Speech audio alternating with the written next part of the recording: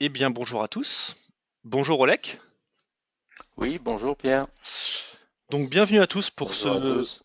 bienvenue à tous pour ce webinaire qui durera entre 1 heure et 1 h 30 et qui sera donc consacré à la norme ISO version 2015. Donc, un an après sa publication officielle, la norme ISO 9001 version 2015 a suscité de nombreuses présentations et discussions dans la presse et les forums spécialisés. Les techniques de l'ingénieur ont contribué à cette information en diffusant en avril dernier le webinaire ISO 9001 version 2015, ouverture, présentation, personnalisation et performance des systèmes de management de la qualité, et d'un livre blanc qui avait accompagné ce webinaire. Nous poursuivons aujourd'hui ces actions d'information gratuites envers les entreprises et les professionnels intéressés à travers une série de 4 tables rondes qui seront consacrées au premier retour d'expérience de la mise en place de la norme ISO 9001 version 2015. Donc les thèmes retenus pour ces 4 tables rondes sont les suivants. Le thème d'aujourd'hui, comment intégrer les exigences du leadership, quelles sont les conséquences pratiques. Nous traiterons plus tard comment prendre en compte les enjeux des contextes externes et internes de l'entreprise dans son système de management de la qualité. La troisième table ronde sera consacrée à quelle approche processus pour intégrer l'approche risque, l'alignement stratégique et l'amélioration dans son système de management de la qualité. Et la dernière table ronde aura pour titre comment intégrer la gestion des connaissances dans son système de management de la qualité. Donc ces tables rondes dureront, comme je vous l'ai dit, entre 1 heure et 1 h 30. Et donc la première a lieu aujourd'hui et les prochaines auront lieu à partir de début 2017. Nous vous préciserons les dates à la fin de cette présentation. Pour animer le webinaire aujourd'hui, nous avons la chance d'accueillir Oleg Kowaleski, qui est donc spécialisé dans l'accompagnement des TPE-PME pour la mise en place de démarches qualité, valorisant les métiers de l'entreprise et leurs acteurs. Oleg, je vous laisserai vous présenter un peu plus en avant dès le début de Oui, la d'accord. présentation. Je vous fais juste un petit détail technique avant de rentrer dans le vif du sujet. Donc la conférence d'aujourd'hui est enregistrée, donc la version vidéo et audio sera disponible sur le site des techniques de l'ingénieur dans l'espace actualité dans les jours qui suivront ce webinaire. Deuxième précision, vous avez la possibilité, et nous vous y engageons fortement, à poser des questions, puisque Oleg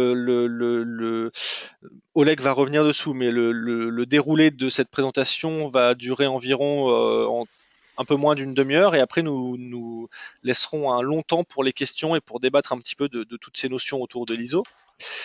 Voilà, et dernière précision, nous vous invitons aussi, pourquoi pas, à intervenir à l'oral sur les thématiques et les débats que nous allons traiter qui suivront la présentation.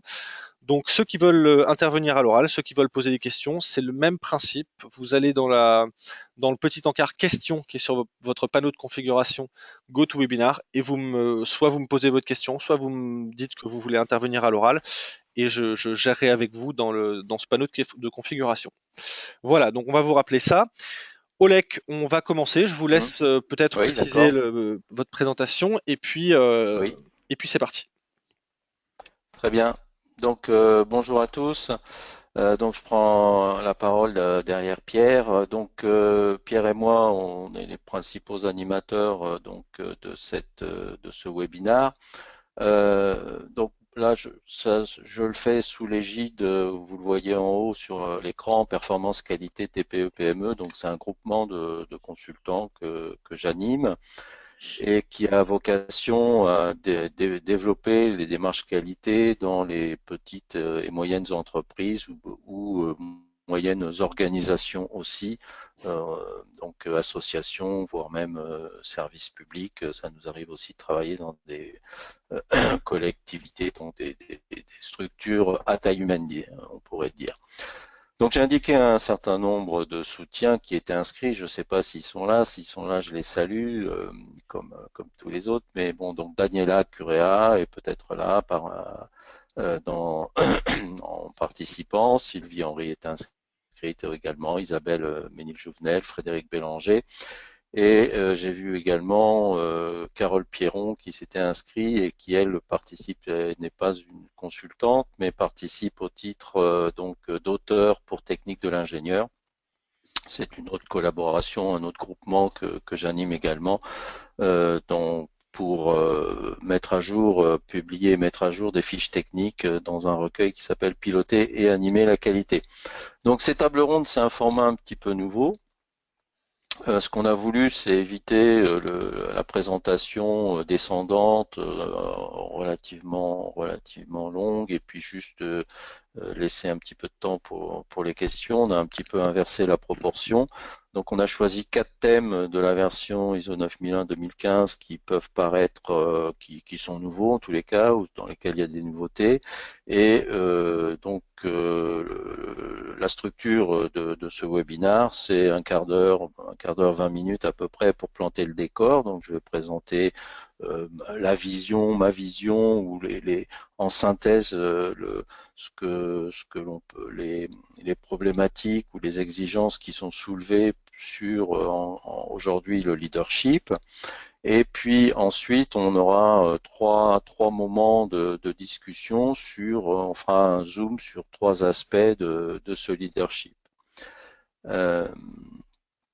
Donc voilà, donc je vous propose de commencer. Alors, aujourd'hui, il y a ce chapitre leadership, auparavant s'appelait responsabilité de la direction.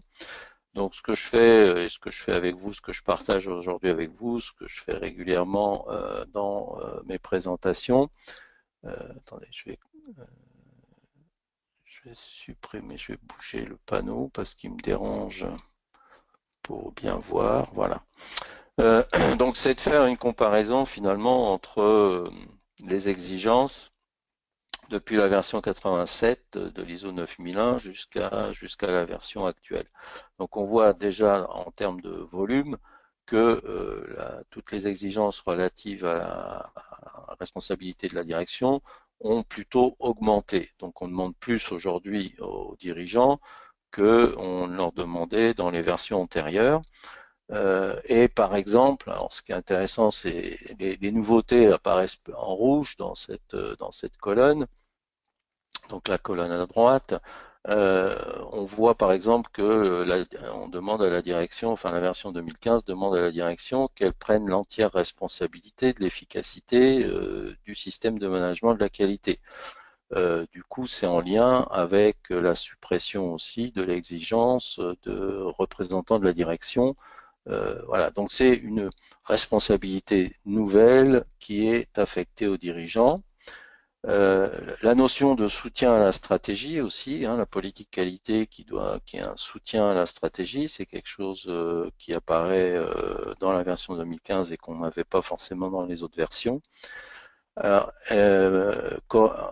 en suivant ensuite sur ce tableau, on voit aussi l'exigence qui consiste à articuler la démarche qualité au terrain. Donc à la fois, on a là une double exigence qui est intéressante, c'est que le système qualité doit être à la fois rattaché, articulé à la stratégie et en même temps qui prenne racine complètement dans les activités terrain. Donc là, c'est une manière, enfin moi j'interprète comme ça en tous les cas, c'est une manière d'éviter des systèmes qualité un petit peu hors sol qui existent à côté, qui vivent un peu à côté du fonctionnement réel de l'entreprise.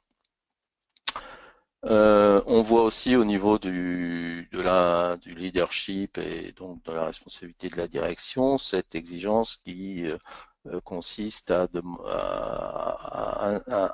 révéler, à mettre l'accent auprès des dirigeants sur le fait qu'ils doivent promouvoir les démarches et promouvoir les approches qui constituent ces démarches qualité, c'est-à-dire l'approche processus, l'approche risque, l'amélioration continue ou moins continue, mais la notion d'amélioration. L'encouragement des personnes, le soutien des managers, donc ça c'est une actualisation un petit peu de l'ISO 9001 au mode de management actuel qu'on n'avait pas forcément dans les versions précédentes. Donc voilà un petit peu le menu ou ce que renforce les exigences nouvelles de l'ISO 9001 vis-à-vis de la direction. Du coup, et c'est le thème, la raison du thème d'aujourd'hui, effectivement, lorsqu'on met en œuvre ces nouvelles exigences, ça peut perturber ou modifier un petit peu le fonctionnement pris ou les habitudes prises par les directions. Et le but du jeu aujourd'hui, c'est ça, c'est d'échanger entre nous, voir ceux qui ont déjà commencé à travailler avec la version 2015, s'ils ont des témoignages particuliers, des retours d'expérience à partager avec nous, et voir ce qu'il en ressort, les éventuelles difficultés qu'on a pu rencontrer les uns et les autres dans l'application, dans la mise en œuvre du référentiel. J'essaye de passer à la diapo suivante. Hop, pourquoi ça marche pas? Voilà, ça va marcher comme ça. Donc là, je détaille un petit peu les différentes exigences avec quelques explications. Bon, c'est peut-être pas nécessaire de tout passer, de tout décrire.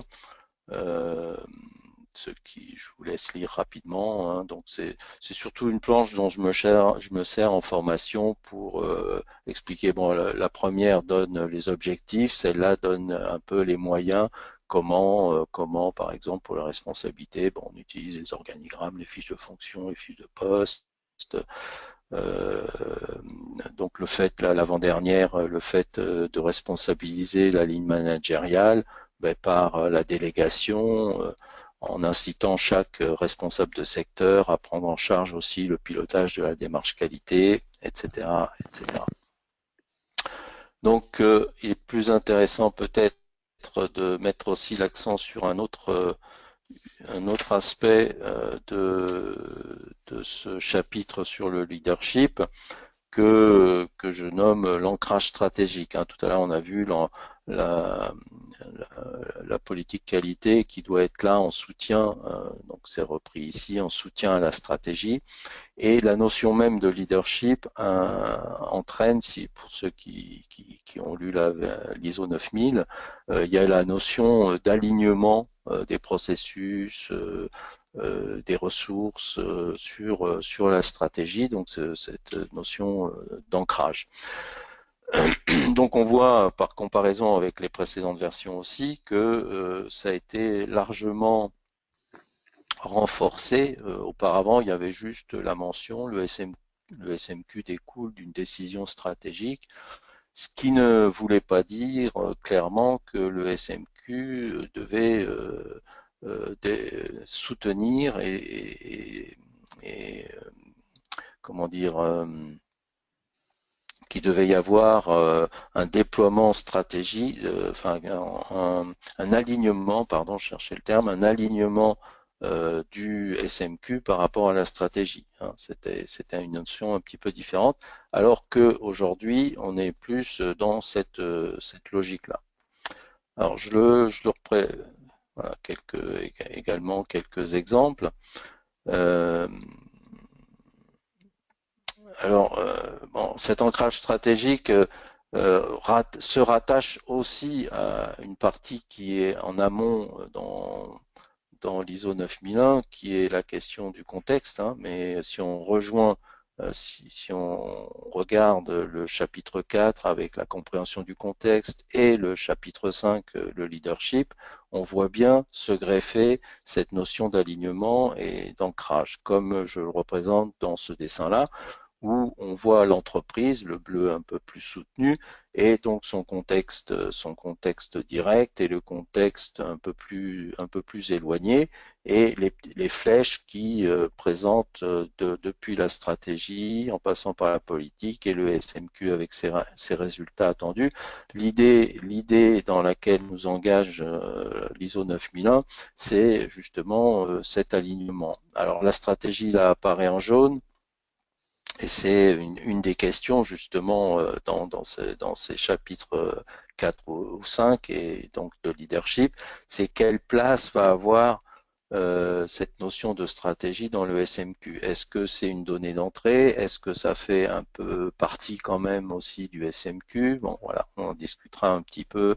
Et au niveau des entreprises, il y a au départ forcément ce questionnement à avoir. Si le SMQ doit être là en soutien, forcément il doit s'appuyer sur quelque chose de connu. Or, est-ce que dans toutes les entreprises, dans toutes les petites et moyennes organisations, on a une perception et une définition claire de la stratégie?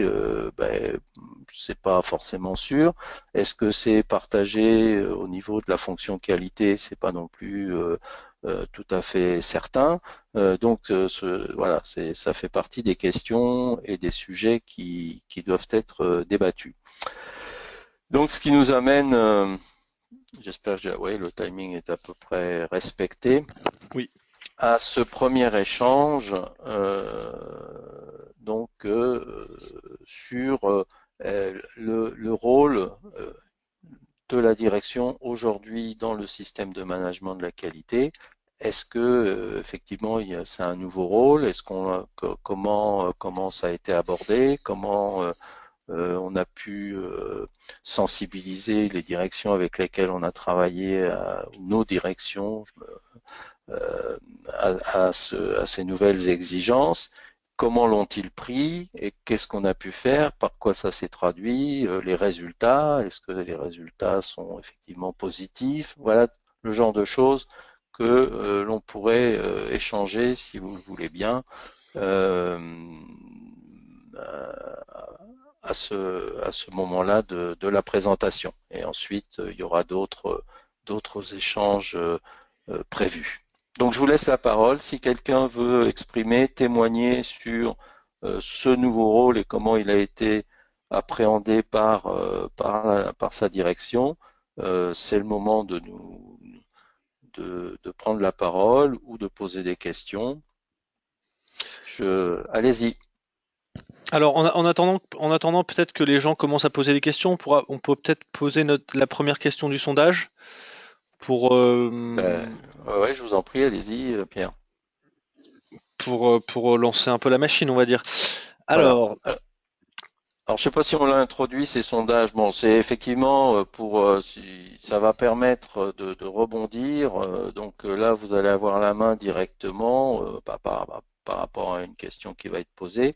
Et ensuite, on va faire le bilan des réponses et puis commenter. Et puis bon, voilà. Donc ça va permettre un peu de briser un petit peu la glace peut-être, et puis d'enchaîner et de commencer nos échanges. Allez-y, Pierre. alors, la direction doit-elle définir et partager une stratégie d'entreprise dans le cadre d'une démarche ISO 9001? Donc les réponses sont oui ou non. Donc je vous invite vous avez la possibilité du coup de cliquer sur la réponse qui correspond à votre choix. Donc je vous invite à participer et donc également à poser vos questions dans la zone de questions puisque c'est le principe de cette conférence, c'est d'essayer de débattre autour de ces problématiques que pose la nouvelle ISO. Donc voilà, je vous invite à nous poser toutes vos questions. Alors je vous laisse. Alors voilà, je vois que les questions commencent un petit peu à arriver. Je vous laisse encore peut-être une 15-20 secondes pour voter. Ensuite, on clôturera ce sondage, on affichera les résultats. Ça nous permettra ça nous permettra surtout à Oleg de les commenter un petit peu. Et on enchaînera avec les questions. Je vois qu'il y a une première question qui est arrivée. Voilà, je vais vous laisser encore 10 secondes pour voter. Alors, d'après ce que je peux voir, le vote est très clair. Voilà, tout le monde a à peu près voté. Je clôture le sondage et donc j'affiche les résultats. Et donc voilà, ce qu'on voit, donc je vais vous laisser commenter ça, Oleg, c'est que pour Moi, 80. je l'ai pas le résultat, Ouais, mais je je vais sais, tout de suite je vous le écouter, c'est donne. pas grave. Ouais, je vous le donne. D'accord. Pour Ok. 99% pour 99% donc des votants, la direction, donc la réponse est oui pour 99% des votants. D'accord. Bon, ben, écoutez, moi je m'en réjouis, c'est un résultat réjouissant. Ceci dit, alors, je sais pas, je connais pas un peu plus de 100 personnes là, qui participent au webinaire, dans quelle structure ils travaillent. J'aimerais que tous mes clients soient effectivement d'accord également avec vous et qu'on soit dans une situation de 99% de partage de stratégie d'entreprise, de l'entreprise. Mais pour la partager, encore faut-il qu'elle soit définie, qu'elle soit explicite, et c'est pas forcément toujours le cas. Donc oui, bon voilà, je suis d'accord bien sûr avec vous tous. Maintenant, c'est plus un objectif que le constat, enfin pour moi en tous les cas, que le constat de la réalité du terrain. Mais peut-être que là, parmi vous, on a une réalité ou des représentants d'entreprises, en tous les cas, où cela est déjà bien accompli. Tant mieux. Est-ce qu'il y a d'autres questions, Oui, Pierre, alors plus... c'est parti, Oui. les questions sont arrivées. Donc première question, comment faire évoluer les mentalités des dirigeants d'une entreprise si ceux-ci dissocient qualité et stratégie? Alors ça, c'est une très bonne question, effectivement. Euh, moi, ce que je leur dis aux dirigeants, c'est qu'il y a une évolution de la démarche qualité de l'ISO 9001 et qu'aujourd'hui, le but du jeu, c'est effectivement de proposer aux dirigeants des outils qui vont leur permettre de déployer leur stratégie avec forcément le préalable que avec une dimension client forte. C'est pas n'importe quelle stratégie. Bon, l'outil, le SMQ est un outil efficace de déploiement à condition qu'il y ait une dimension client forte. Voilà. Donc c'est la seule restriction, mais que l'idée, l'idée elle est là. Donc alors après, c'est en leur démontrant comment, en proposant effectivement, en leur montrant comment la démarche qualité peut aider à ce déploiement, peut soutenir euh, la stratégie de l'entreprise avec ces outils qui sont propres, parce que la démarche qualité, ça reste notre champ d'intervention, c'est l'organisation essentiellement. Alors, montrer comment l'organisation peut être un support, un soutien, un accélérateur de la stratégie de l'entreprise. Voilà, moi c'est comme ça que je m'y prends en tous les cas. D'accord. Alors Est-ce que... on a beaucoup de questions. On a beaucoup de questions. Ah ouais. On va essayer d'enchaîner. Bonjour, j'ai tenté de mettre en place l'ISO 9001 dans une PME, mais le dirigeant n'avait pas conscience de son rôle, bien que je lui ai détaillé via le chapitre 5. Comment aurais-je pu m'y prendre? Ou aurais-je dû m'y prendre? Ça, c'est difficile de répondre à la dernière partie de la question. En revanche, la première partie, effectivement, les dirigeants euh, spontanément n'ont pas forcément une vision de leur rôle qui correspond à ce que l'ISO 9001 leur demande, et ils ont intégré, parce que historiquement c'était un petit peu comme ça quand même.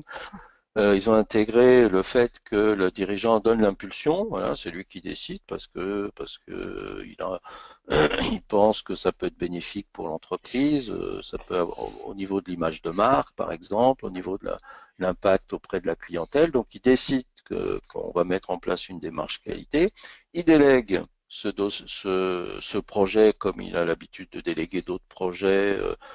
Bon là, il délègue le projet à la fonction qualité et puis il s'attend à lui être un petit peu arbitre justement dans tout ça, donc garder une certaine neutralité ou une certaine aussi peut-être distance, mais positivement, il peut le percevoir positivement.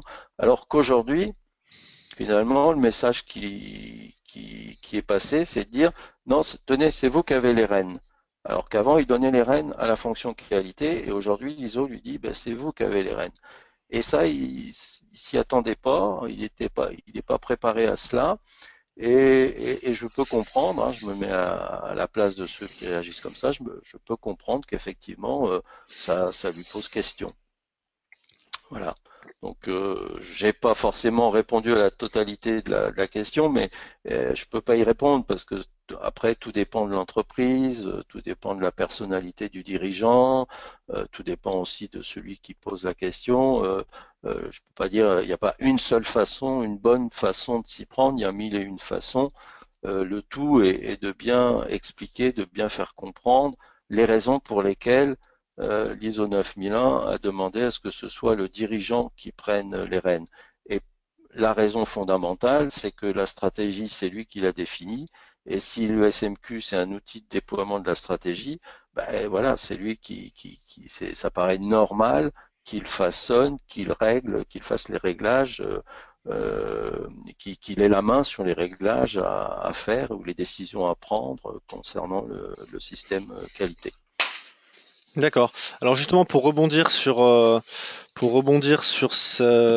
cette approche, en gros, les questions qui reviennent, c'est finalement en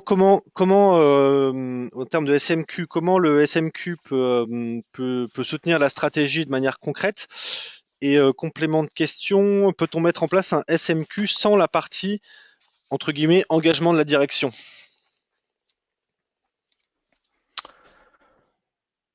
Vous pouvez reprendre Ouais, ouais. la première, parce que je feuilletais La- mes notes en même temps Pas de souci, pour pas de souci. voir. Oui, Pas de oui, souci. La question donc c'était pour rebondir surtout sur oui, sur la première question et en gros ouais. c'était comment le SMQ peut-il soutenir la stratégie de manière concrète et Ça, du coup c'est le deuxième échange. Voilà, c'est ça, ouais je c'est le voulais deuxième échange vérifier. Ça, c'est le exactement. deuxième échange, donc je ne vais pas répondre tout de suite à ça. Et là, ensuite, Et ensuite c'était un complément, c'était peut-on mettre en place le SMQ sans la partie engagement de la direction. Mais peut-être qu'on va y revenir du coup dans le... non, là, c'est facile, c'est non. C'est clairement non, on peut pas. Voilà. Donc, on peut faire semblant. Oui, voilà, on peut faire semblant. Si le but c'est de faire semblant, enfin, si la réponse faire semblant est une réponse acceptable, oui, voilà, on peut faire semblant, notamment si on présente le SMQ à un audit pour la certification. Il est possible, voilà, je pense que ça reste jouable, mais ça n'a pas d'intérêt. Voilà, donc fondamentalement, pour avoir un SMQ qui vraiment fonctionne et atteigne ses objectifs, hein, qui permettent effectivement de faire progresser l'entreprise, de la rendre plus performante, sans l'implication, l'engagement et l'implication concrète et directe de la direction, c'est pas possible. D'accord, d'accord. Alors certains dirigeants considèrent la norme ISO 9001 comme un poids supplémentaire s'ajoutant aux réglementations de solvabilité et de l'ACPR. Pensez-vous que les obligations de la norme soient redondantes avec les contraintes réglementaires? Je suis pas un spécialiste des réglementations qui viennent d'être citées. D'une manière générale, sauf, alors il y a des secteurs d'activité qui sont très dépendants de la réglementation, ça c'est clair. Mais il y en a quand même une grande majorité où l'activité elle-même n'est pas tant réglementée que ça. Alors que l'entreprise vive aussi dans un contexte réglementaire, certes, que ce soit côté financier, que ce soit côté droit du travail, etc. Mais l'essentiel de l'ISO n'est pas sur ces sujets-là, n'est pas sur ces thématiques-là, que ce soit la thématique financière ou la thématique Hmm. droit du travail.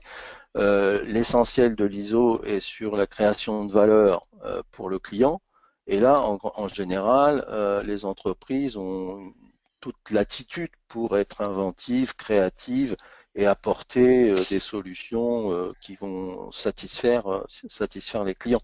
Donc la redondance, moi j'ai tendance à dire que non. Voilà, moi je la vois pas, mais c'est aussi parce que je travaille dans enfin la plupart des secteurs dans lesquels j'interviens sont des secteurs peu réglementés. Mais je sais bien qu'il y en a aussi d'autres qui le sont beaucoup plus. Et bon là, peut-être qu'il peut y avoir un peu plus de redondance. D'accord. On va encore peut-être faire 5 minutes de Hmm. questions sur cette partie. La stratégie pouvant être confidentielle, il peut être délicat Ouais. de communiquer sur tout. Donc selon vous, quels sont les points clés acceptables à diffuser? Point d'interrogation. Et en exemple, la personne évoquait le lien avec le tableau de bord des indicateurs. Ouais. Moi, les stratégies confidentielles, ça dépend ce qu'on appelle confidentiel, mais si c'est confidentiel au niveau que de la direction, j'y crois pas. Parce que la stratégie, de toute façon, elle est mise en œuvre par l'ensemble des acteurs de l'entreprise.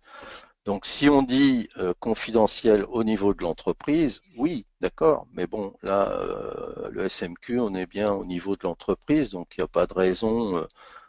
Voilà, donc la confidentialité juste entre les mains de la direction, c'est quelque chose auquel je ne crois pas. Alors qu'il puisse y avoir deux niveaux de stratégie, un niveau où il y a quelques éléments confidentiels et après un deuxième niveau où il y a 80% de la stratégie qui, elle, est complètement explicite et donc qui peut être déployée dans l'entreprise, ça d'accord, et il reste un petit 20% d'informations un peu confidentielles, ça c'est pas gênant.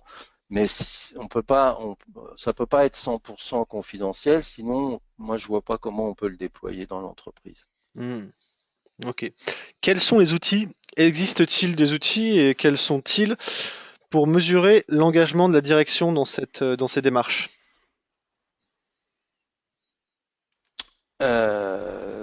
Des outils, non, moi j'en connais pas. Puis enfin, je suis pas certain. Enfin, tout dépend ce qu'on appelle outil.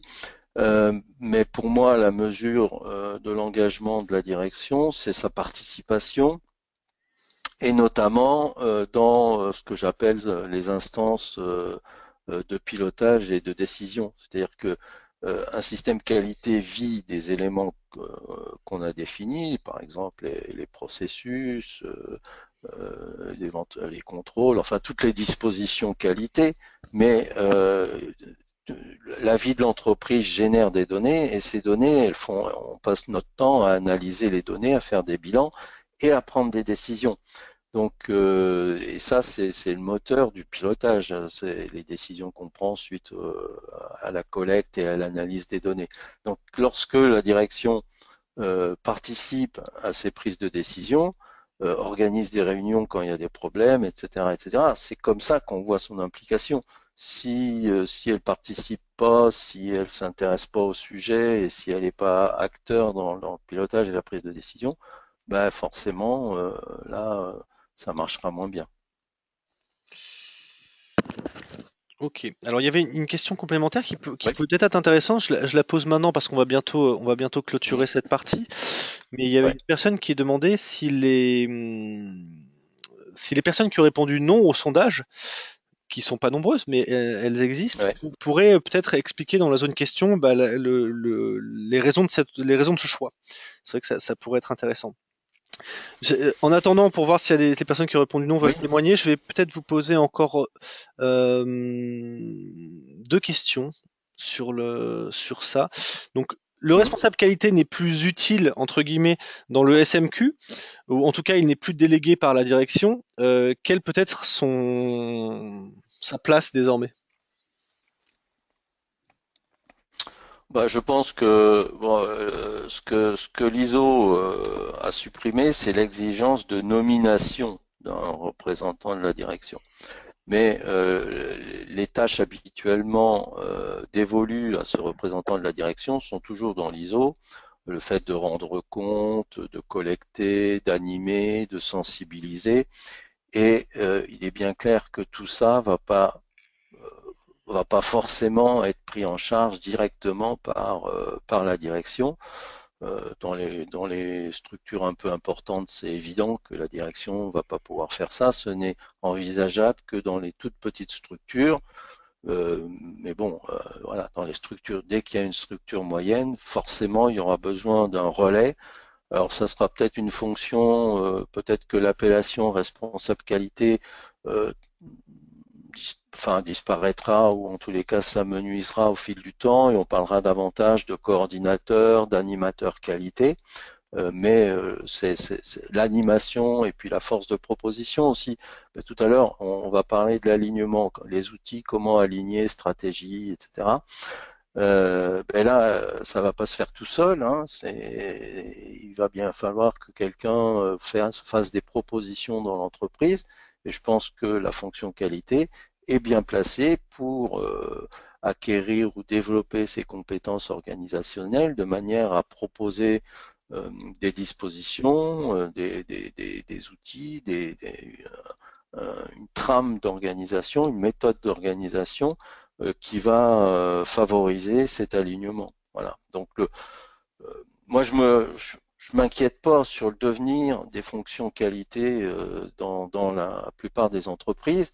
La seule chose, c'est que peut-être qu'il va falloir intégrer des nouvelles compétences pour justement être à la hauteur des enjeux des démarches qualité qui montent en gamme. Hein. L'ISO 9001 version 2015, je pense, va avoir pour effet de faire monter en gamme les démarches qualité.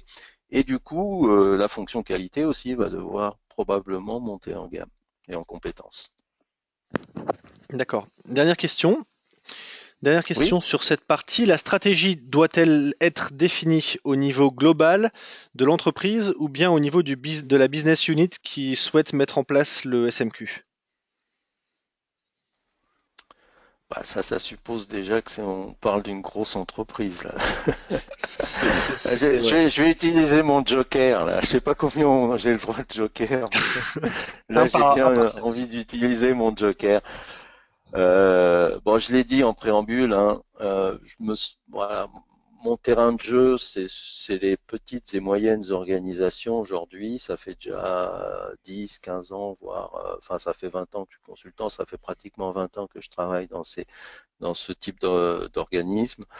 Bon, j'ai pas la prétention d'avoir une idée très claire, même si avant, je travaillais dans les grandes structures.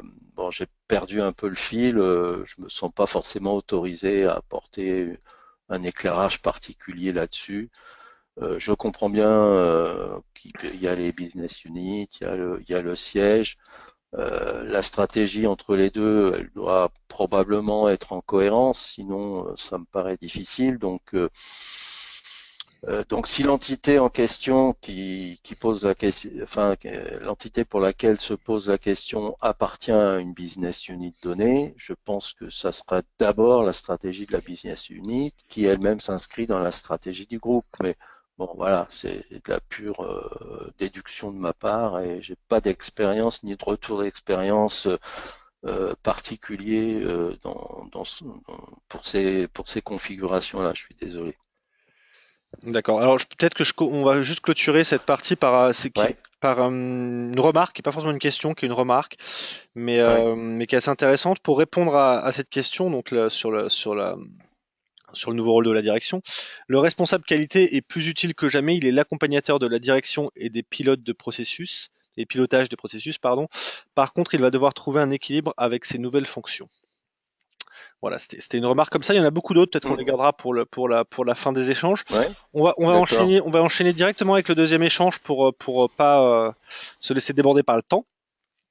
Ouais. Donc voilà, je propose qu'on passe directement au deuxième échange.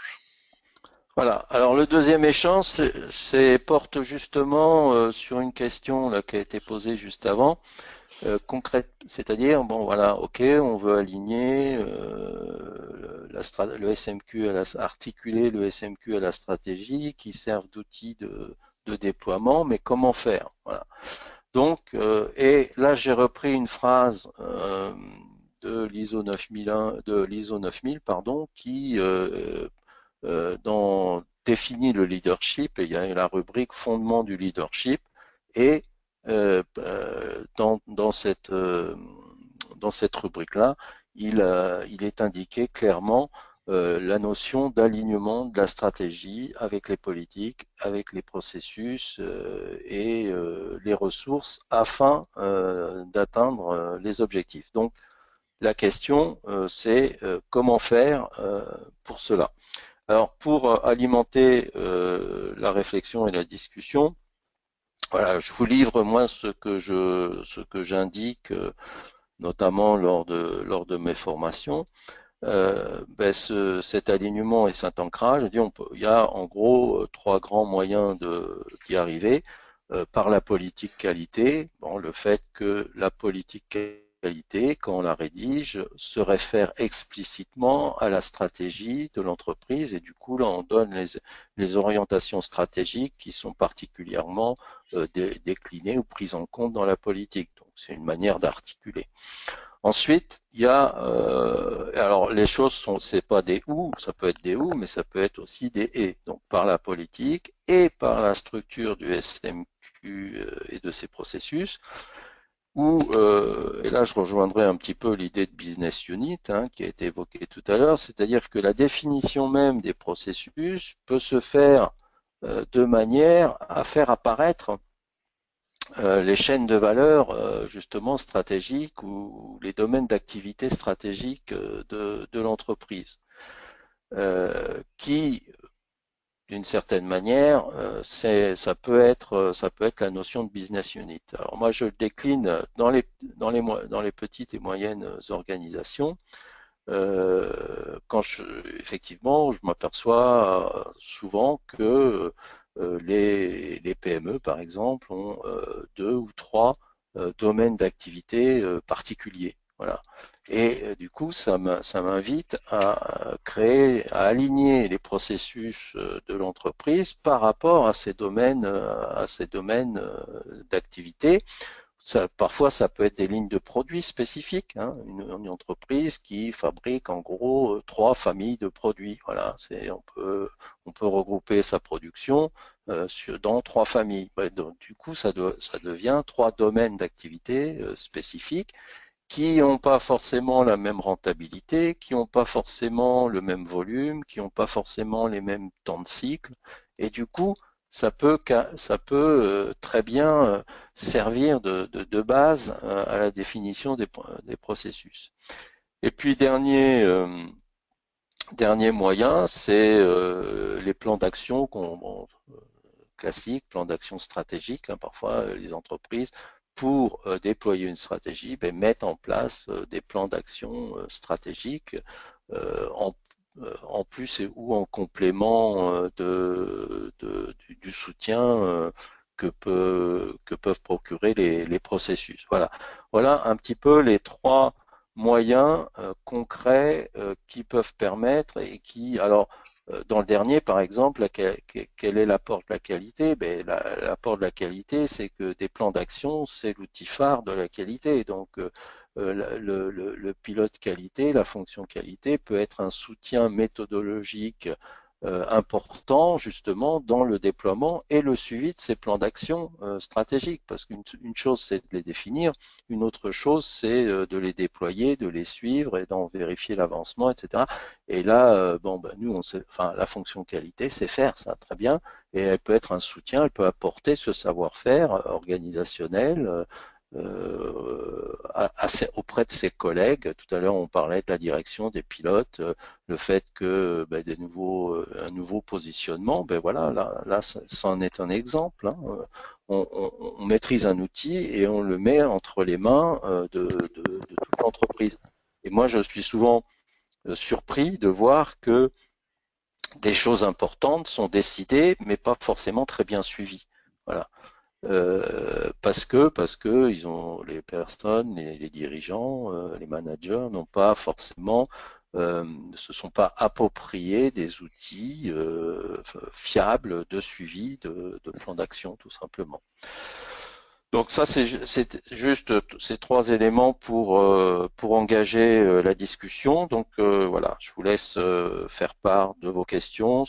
Toujours, si certains veulent prendre la parole et puis partager oralement avec l'ensemble des participants leurs expériences, surtout n'hésitez pas. Bon, on va faire comme tout à l'heure, on va poser une Ouais, petite question une d'abord petite pour laisser question. le temps aux gens D'accord. de poser leurs questions. Et effectivement, comme le dit Olek, n'hésitez pas dans la zone question à me demander, à venir vers moi pour pouvoir vous exprimer à l'oral. Alors il y a beaucoup de gens qui s'expriment à l'écrit, il n'y a pas de souci. Mais si vous voulez intervenir à l'oral, c'est également possible. Donc, La question 4, Pierre, peut-être? ouais, tout à fait. Donc, un changement de stratégie nécessite-t-il un changement dans la définition des processus? Donc voilà, je vais pas, comme tout à l'heure, je vais vous laisser une trentaine de secondes pour répondre à la question. Et, euh, et dans le même temps, effectivement, n'hésitez pas à poser vos questions dans la zone de questions. Voilà, je vois que les questions arrivent déjà.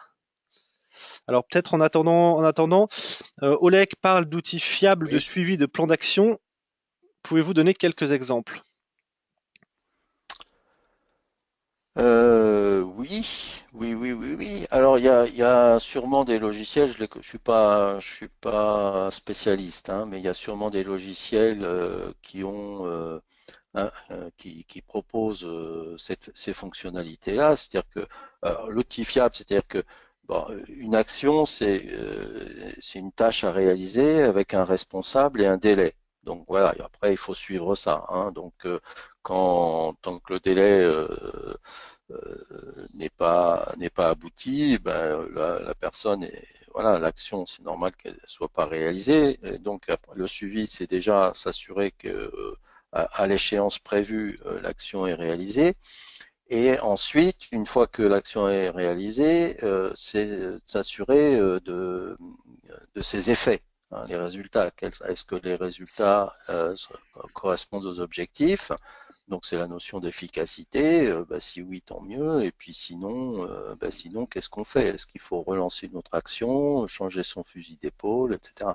Donc là, les logiciels ou les tableaux, alors que ce soit sous Word ou sous Excel, l'outil fiable, pour moi, dans ma tête, c'était ça. C'est quelque chose qui s'assure, qui relance ceux qui ont des actions à faire s'ils sont en retard, donc à l'échéance de l'action, si elle n'est pas faite, qu'il y ait une relance. Et ensuite, qu'on soit capable aussi de mesurer l'efficacité des actions entreprises. Or, parfois, cette mécanique-là n'est pas en place dans les entreprises, donc on décide des choses et finalement les gens, s'ils oublient ou si ils prennent du retard dans la réalisation des actions, il n'y a personne, ni aucun outil, ni aucune personne qui va rappeler qu'il y a ça à faire, etc.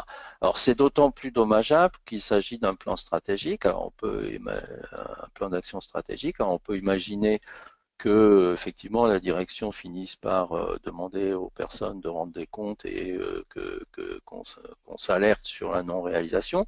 C'est possible, c'est souvent le cas, mais même à ce niveau-là, c'est pas toujours le cas. Et donc les outils, en tous les cas, les outils peuvent faciliter ce suivi et cette relance.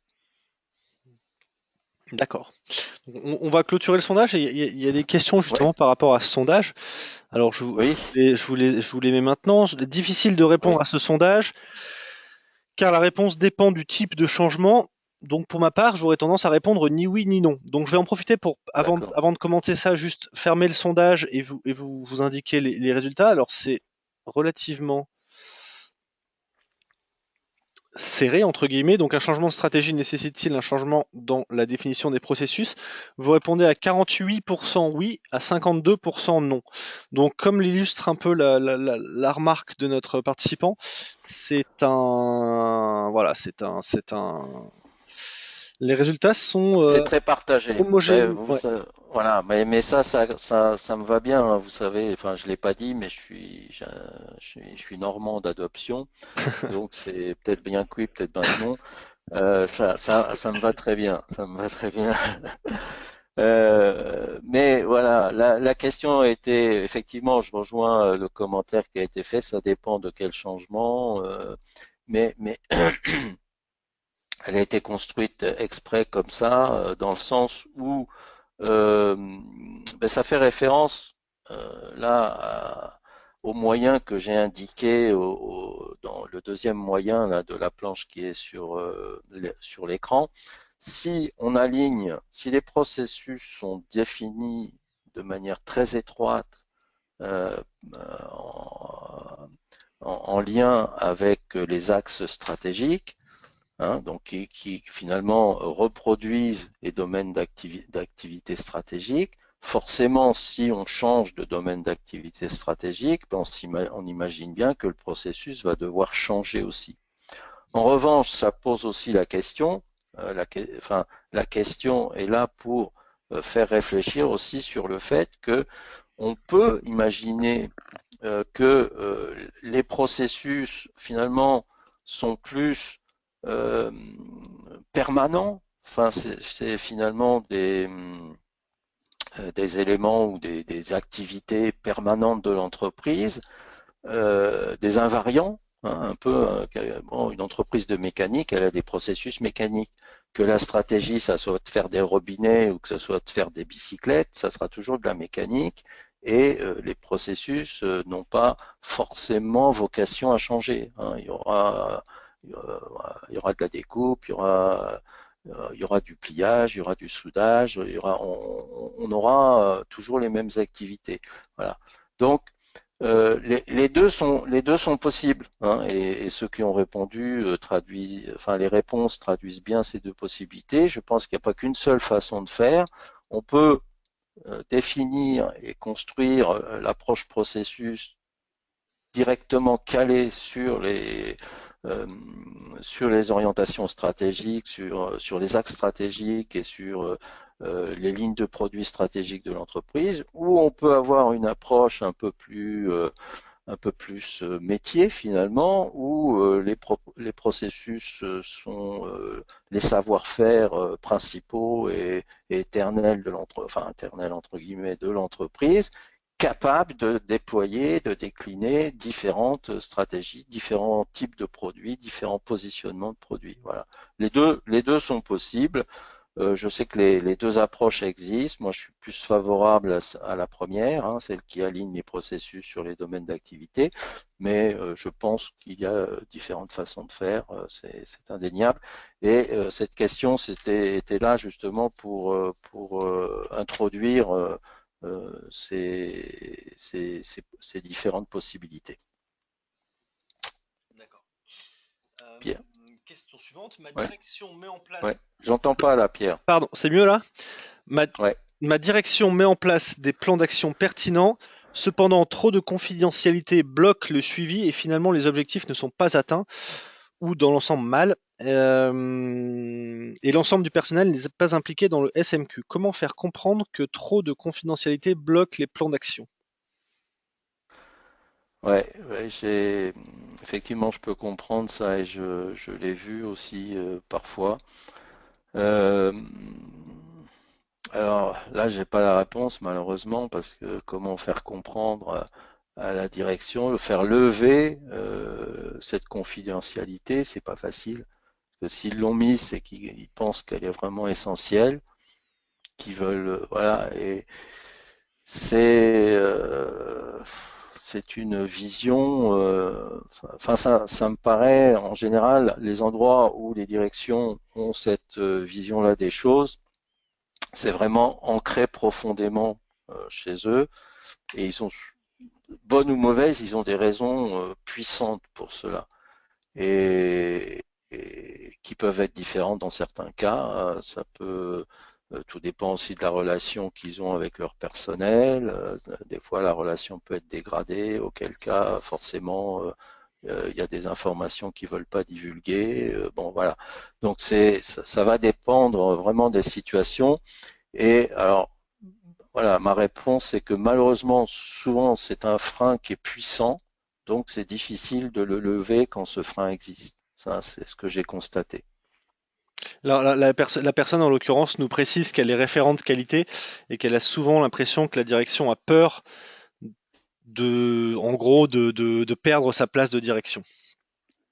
Ah oui, Voilà, donc ce qui est une précision ça sur peut être cette. une des raisons. Ça peut être une des raisons, effectivement. Hmm. Mais ce qui renvoie bien à des questions de représentation, hein. Donc un peu, c'est de la psychologie managériale là, voilà, on travaille sur quelque chose de profond, de sensible et relativement difficile à faire évoluer, si ce n'est par l'exemple, en montrant, ben regardez, voilà, donnez-en un peu, vous verrez quels sont les résultats et si on arrive à faire en sorte que, en partageant davantage d'informations, on s'aperçoit que l'ambiance est meilleure, que les résultats sont meilleurs, etc.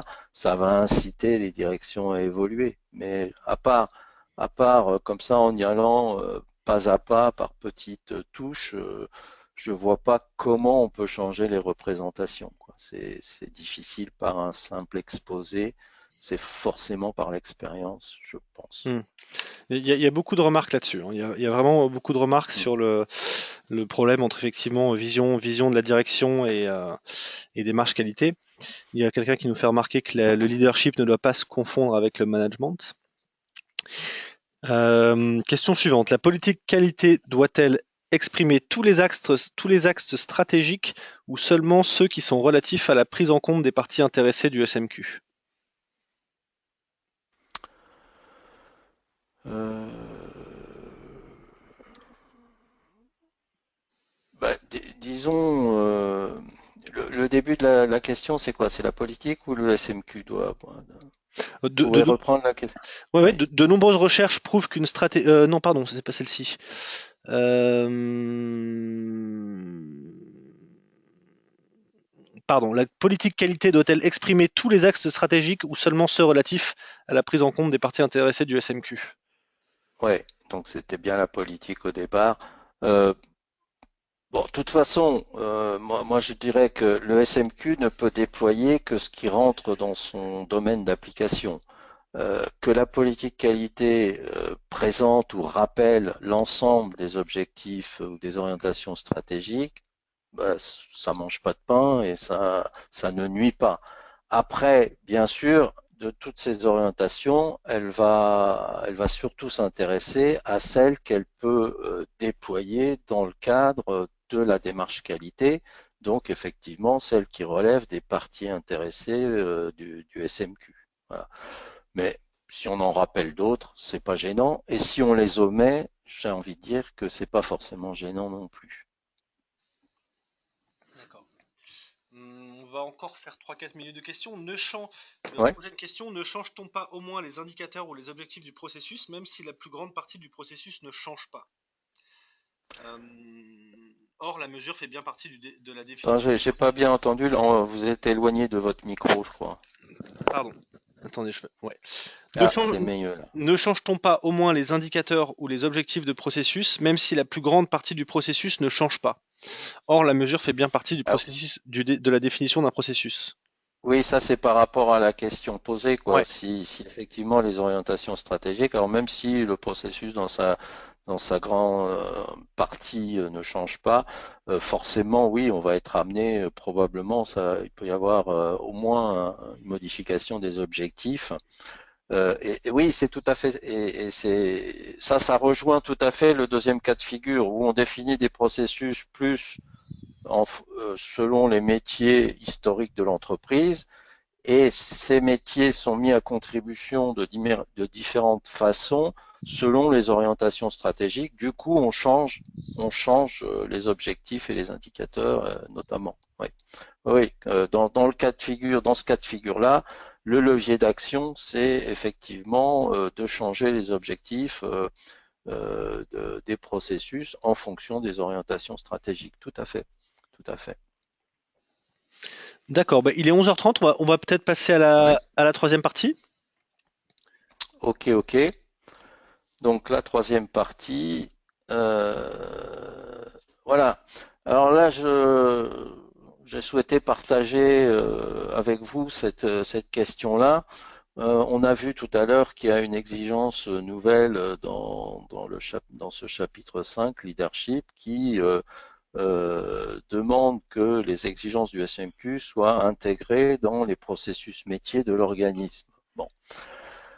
Alors, cette notion de processus métier, vous avez pu constater comme moi que c'est la première fois qu'elle apparaît dans l'ISO 9001.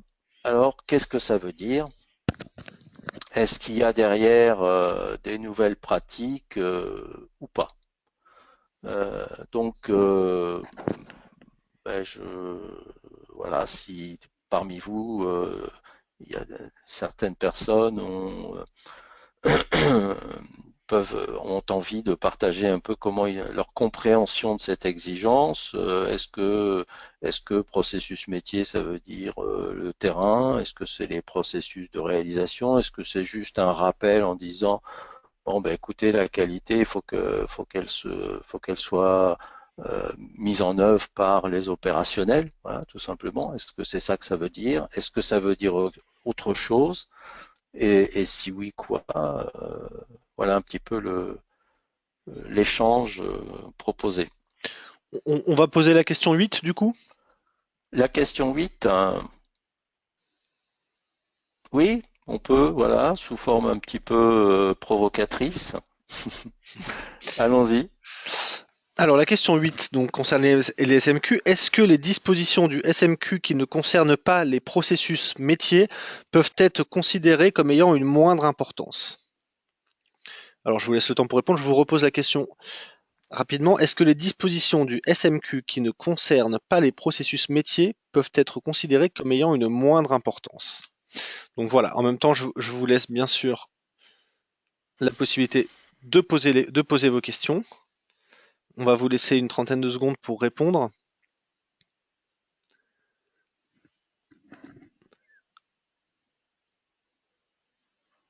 Pendant ce temps, je vous partage une remarque qu'avait fait Ouais. un participant à la fin du deuxième débat. La communication est un élément important de l'implication de tous dans une démarche qualité. La direction doit y prêter une attention toute particulière. La fonction qualité, comme on l'a évoqué tout à l'heure, évolue dans l'organisation.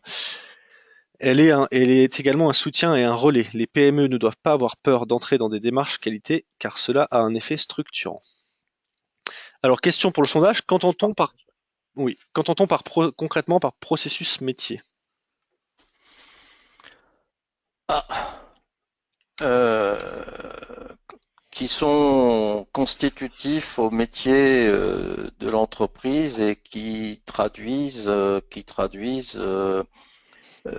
ou qui sont mis en jeu dans la production, dans ce que l'entreprise livre à ses clients. Je vais lire la petite note, je vais chercher le référentiel. Allez-y, allez-y, on va laisser, on va Hop, laisser encore voilà. quelques secondes. Parce que là, justement, le normalisateur a ressenti le besoin aussi de préciser un peu les choses. Il y a une note qui dit dans la présente norme internationale, il convient d'interpréter le terme métier au sens large, c'est-à-dire comme se référant aux activités liées à la finalité de l'organisme, que ce dernier soit public, privé, à but lucratif ou non lucratif. Donc voilà, si c'est un organisme public, par exemple, c'est les missions, hein, tout ce qui est constitutif de la réalisation des missions de l'organisme. Et là, pour une entreprise privée, ben, c'est tout ce qui contribue à la réalisation des produits et des services achetés par les clients. Mhm. Et donc, y a-t-il une différence avec les processus support ou de management? Ben, très bonne question. Pour moi, les processus métiers sont pas les processus support et management. Alors des activités support. Euh, non, c'est pas les activités support et c'est pas les activités de management qui sont là, bien sûr, qui alimentent les processus cœur de métier. Mais les processus cœur de métier, c'était une question aussi que la question 6 ou 7 qu'on n'a pas posée, mais c'est est-ce que les processus métiers et processus de réalisation sont synonymes? Ben, à mon avis, oui. Alors, ils ont utilisé le vocable, l'expression processus métier. Euh, D'où ça vient, justement, en France, on parle souvent du cœur de métier, hein, le recentrage sur le cœur de métier, processus cœur de métier. Voilà. Moi, j'utilise souvent cette expression-là. Je pense que moi, c'est en tous les cas comme ça que je le comprends. Alors, je ne sais pas si d'autres le comprennent différemment, mais moi, je le comprends comme ça. Il y a quelqu'un qui précise, du coup, par exemple, le processus RH est aussi important, surtout sur la partie gestion des compétences et des connaissances. On va, je vous laisse. Oui, Ouais. mais néanmoins, c'est pas forcément, enfin, dans une entreprise de mécanique, c'est pas forcément un processus cœur de métier, c'est pas forcément un processus métier, bien qu'il y ait, il coordonne, il collecte, il met en ordre, ils structurent peut-être, ils présentent les connaissances, mais les connaissances, elles sont dans l'atelier. Donc, les processus cœur de métier sont plus dans l'atelier, je pense, pour une entreprise de mécanique. D'accord. Alors donc on va clôturer le sondage. On attend toujours Oui. des questions. Au niveau du sondage, donc je repose rapidement la question. Les dispositions du SMQ ne concernant pas les processus métiers peuvent-elles être considérées comme ayant moins d'importance? Vous répondez non à 86%. Ah, c'est intéressant là. C'est intéressant. Enfin, toutes les réponses sont toujours intéressantes, mais là, alors, euh, moi, je vais vous. De toute façon, voilà, les sondages sont. Je respecte le point de vue de tout le monde, bien entendu. Euh, moi, je vais vous livrer un peu mon avis là-dessus. Et puis ma pratique aussi, c'est de dire que alors c'est couplé aussi un petit peu avec l'approche risque. L'idée c'est que euh, par rapport aux attentes du client, tous les processus vont pas avoir le même rôle. Je parlais d'une entreprise de mécanique ou un organisme de formation. Il est clair que si on prend pour changer un petit peu l'organisme de formation, beaucoup de choses reposent sur le formateur. Hein, c'est lui le cœur de métier, c'est la formation, c'est lui qui a les stagiaires, les participants en face de lui. Donc c'est lui qui va contribuer directement à la satisfaction du client. Donc quand on fait une analyse de risque, on se dit ben, l'activité formation, elle est un tout petit peu plus risquée vis-à-vis de la satisfaction client que la partie purement administrative, tout en sachant que la partie administrative est importante, on l'a tous vécu, recevoir la convocation, la photocopie des documents, tout ça, ça a son importance. Mais est-ce que ça a la même criticité que la formation? Peut-être pas. Le SMQ, enfin moi j'ai tendance à dire, eh bien, l'activité ou le processus formation va peut-être nécessiter davantage de moyens de maîtrise, donc d'avoir une attention plus grande que d'autres processus.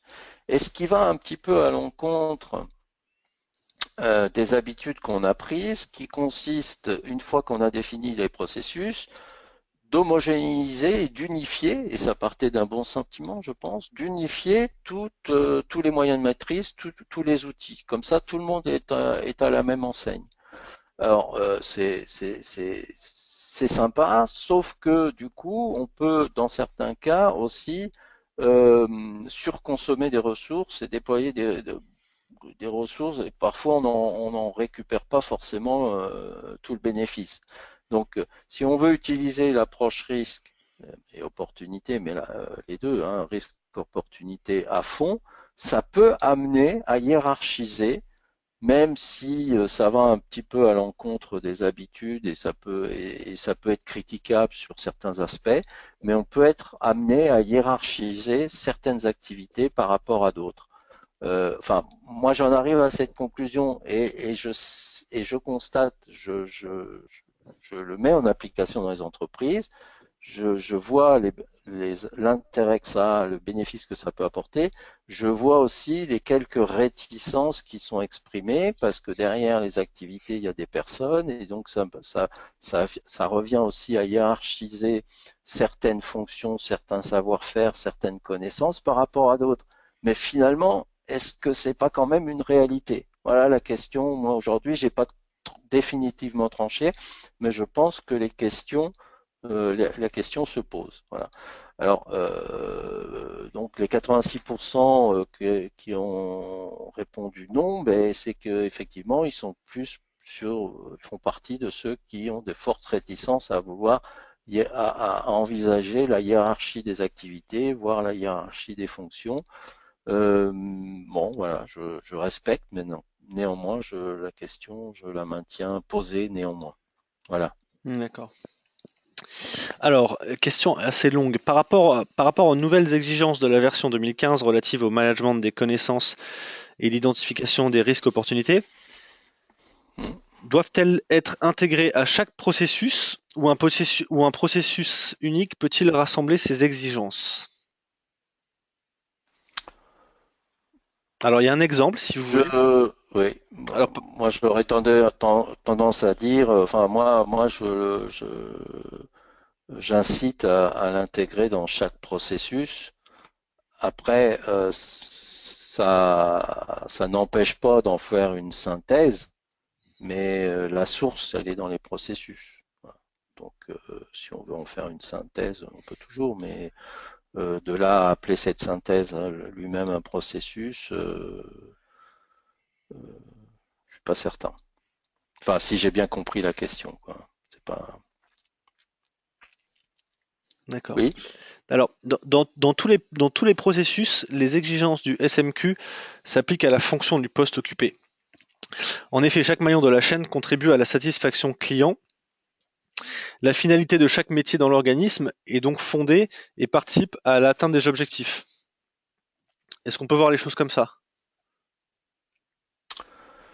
Euh, oui, oui, oui. Alors, vous pouvez reprendre l'énoncé parce que En gros, j'ai. c'est plutôt une remarque qu'une question d'ailleurs, hein. Oui, Dans oui. dans tous les processus, les exigences du SMQ s'appliquent à la fonction du poste occupé.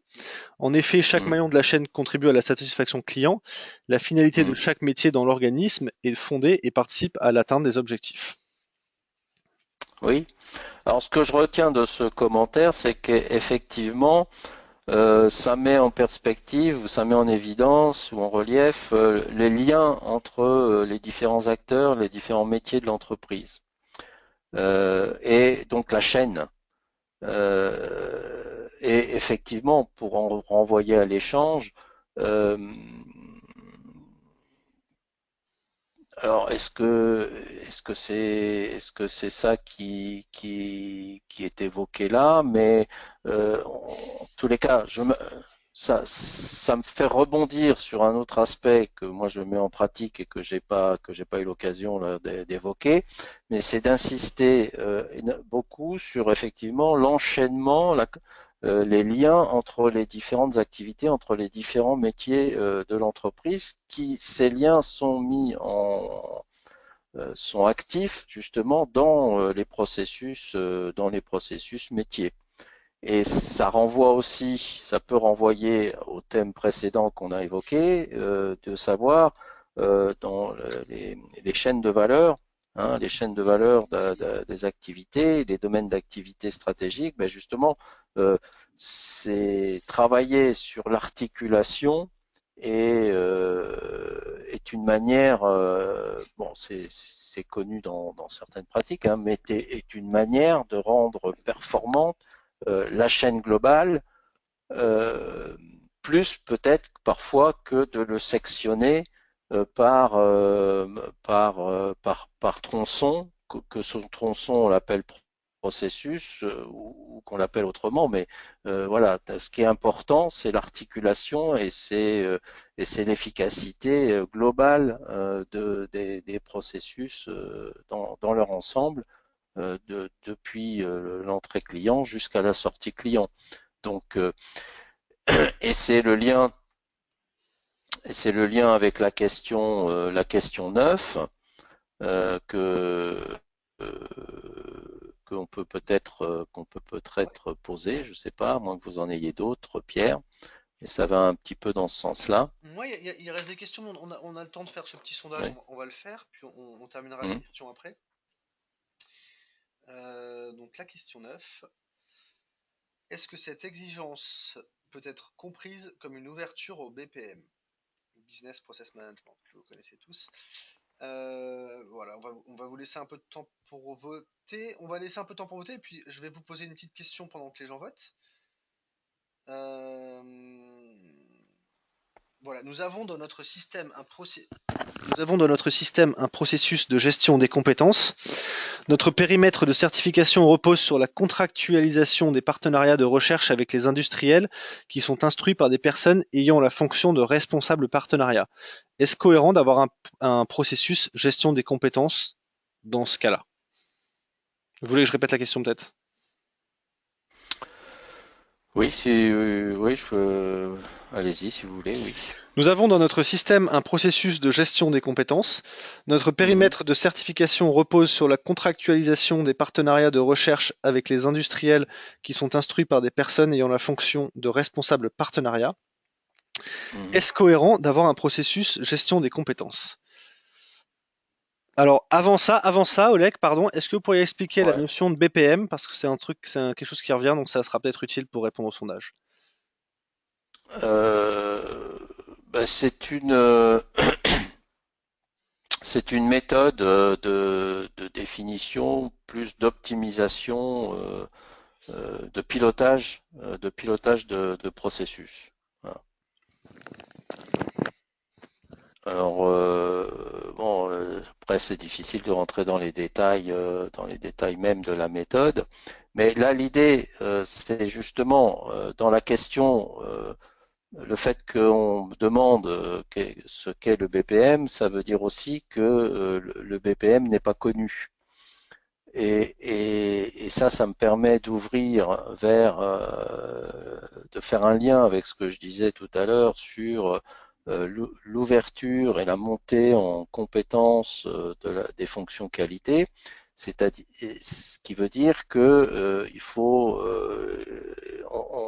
c'est par nous que des pratiques nouvelles ou enfin oui, des choses nouvelles vont concernant les processus, concernant l'organisation, sont susceptibles d'entrer dans l'entreprise. Donc le BPM en France, c'est connu depuis une petite dizaine d'années peut-être, hein, quelque chose comme ça, pas beaucoup plus. Donc ça reste quand même relativement récent. Ça parle de processus, donc ça ne peut pas nous être étranger à nous, fonction qualité. Voilà, c'est ça le message aussi de cette question. Et donc, j'invite tous ceux qui ne connaissent pas un petit peu le BPM à se renseigner parce que c'est une pratique différente que celle qu'on a l'habitude, qui a été jusqu'à présent déployée en France. Hein. Quand on parle de pilotage de processus, on a tous en tête la NFX 50176 qui dit les processus. Bon, elle dit pas comment elle est définie, mais une fois qu'ils sont définis, elle dit on fait des cartes d'identité avec les données d'entrée, les données de sortie, les ressources utilisées, les indicateurs, machin, tout ça. Derrière, on peut écrire éventuellement des procédures et tout. Bon, ok, c'est une façon de faire, c'est un outillage possible. Il y a d'autres outillages et émerge. Alors, la particularité du BPM, c'est que c'est outillé informatiquement. Donc, ça se rattache aussi un peu aux notions de workflow. Donc, le pilotage, le suivi et le pilotage des activités grâce à une application informatique. Mais on peut faire du BPM, et moi j'en fais, enfin en partie en tous les cas, avec une feuille et un crayon. C'est l'approche aussi qui peut être, qui n'est pas nécessairement que l'on peut utiliser sans nécessairement aller jusqu'à l'application informatique. Donc il y a des bouquins, un bouquin intéressant qui a été euh, c'est le CBOC, Common Body of Knowledge BPM, un CBOC BPM qui est traduit en français et qui détaille vraiment toute cette discipline et qui montre notamment, moi ce que j'ai beaucoup apprécié, c'est l'approche processus de bout en bout. Hein, je n'ai pas utilisé l'expression encore, mais c'est pas le processus qui se déploie comme un domaine d'activité stratégique finalement depuis le client jusqu'au client. Alors dans certains cas, dans les très grandes entreprises, on est parfois amené à sectionner davantage, mais dans les petites et moyennes organisations, hein, je répète que c'est quand même mon terrain de jeu favori, l'approche bout en bout s'applique, je constate très facilement et avec beaucoup de pertinence et d'efficacité. Et ça, c'est d'inspiration plutôt BPM que NFX 50176. Voilà. Euh, bon, voilà. Donc, c'était aussi le sens de cette question. Alors, il se trouve que Bon, alors j'anticipe, je vais arrêter là le commentaire, je vais revenir à la question précédente qui a été posée et puis attendre le résultat aussi du sondage. Tout à fait. Alors, qu'est-ce que vous me proposez, Pierre? Je vais fermer le sondage et puis après on prendra encore peut-être une question et on s'arrêtera là parce il va être l'heure. Donc au Ouais. niveau des réponses, est-ce que cette exigence peut-elle être comprise comme une ouverture au BPM? La réponse est oui à 78%. Bah, pas mal, pas mal.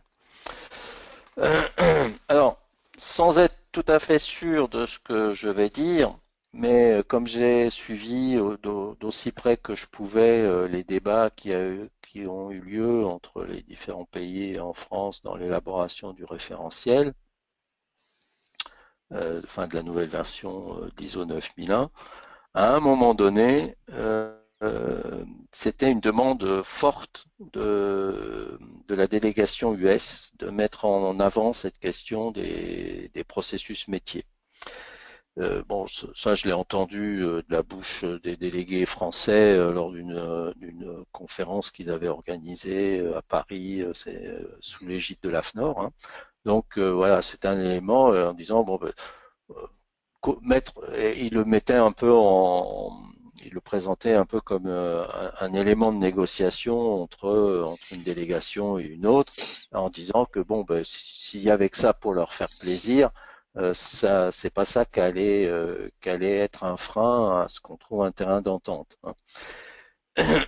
Et donc c'est la traduction, effectivement, le BPM, c'est une méthode qui nous vient, qui vient des États-Unis et qui est en place depuis, j'ai dit une dizaine d'années ici, mais chez eux ça fait au moins le double, hein, comme souvent les trucs. Bon voilà, et c'est très développé. Ils ont une utilisation aussi informatique sûrement un peu plus importante que chez nous.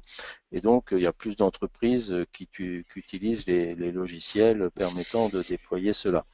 Mais voilà.